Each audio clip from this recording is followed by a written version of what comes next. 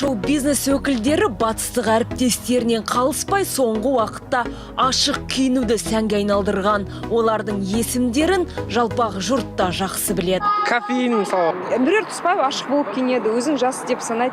Мадина Садуақасова да тоже ашық киінеді. Ашық киінсем, тез знаменитый болып кетем ба деген. Жақында продюсер Баян Есентаева көпшіліктің ашу ызасын тудырған болатын.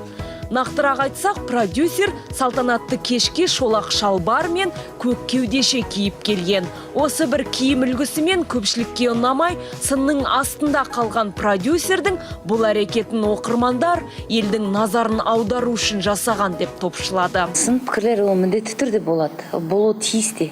Сынға Ақбота Керімбекованың еті әбден үйренген киім кешекке аса мән бермеймін дейтін өнер иесі сахнада жүрген жартылай жалаңаш өнер иелерін дүбәрі әншілер деп кесіп айтты. Қазір жастардың ол шығарып алған шығар, қымбат киім, 5-6 мың долларға киім тіктіріп көйлектерін өздерін айтып тұрғандарын, өз әндерін ол әнші ме, әнші емес екенін қазір өзін біле алмай жүрген дүбәрі әншілер бізде сахнамызда өте көп. Жаралы жүрегім, жаралы жүрегім. Бұл Индиго тобының сылқымдары, дауыстарымен қоса киген киімдерімен де мақтан алады.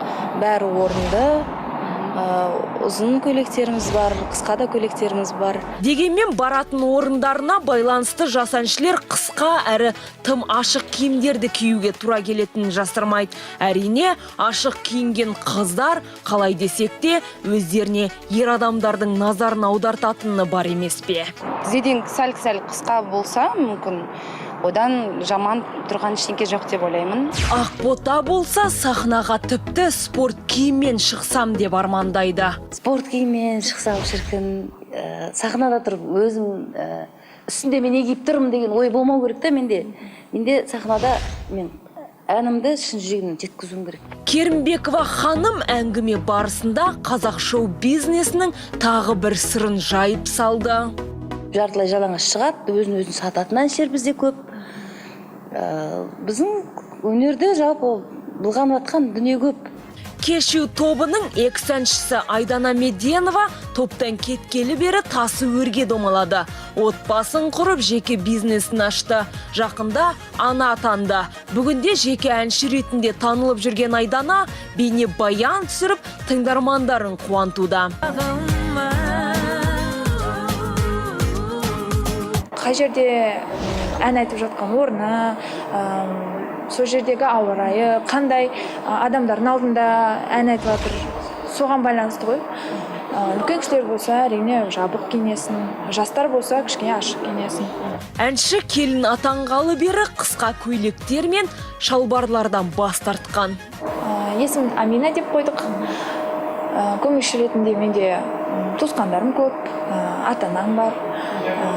Алишердің әкесі мен анасы көмектеседі бізге. Ал бір басына 5-6 мамандықты үйіп төгіп алған әнші Айгүл Иманбаева әріптестерінің арасынан тым ашық киініп, ел назарына түсіп жүрген әншінің есімін атады. Лидо. Алайда оған еліктегісі келетінін де жасырмады. Бірақ Лидоны киінген ұнайды маған десем.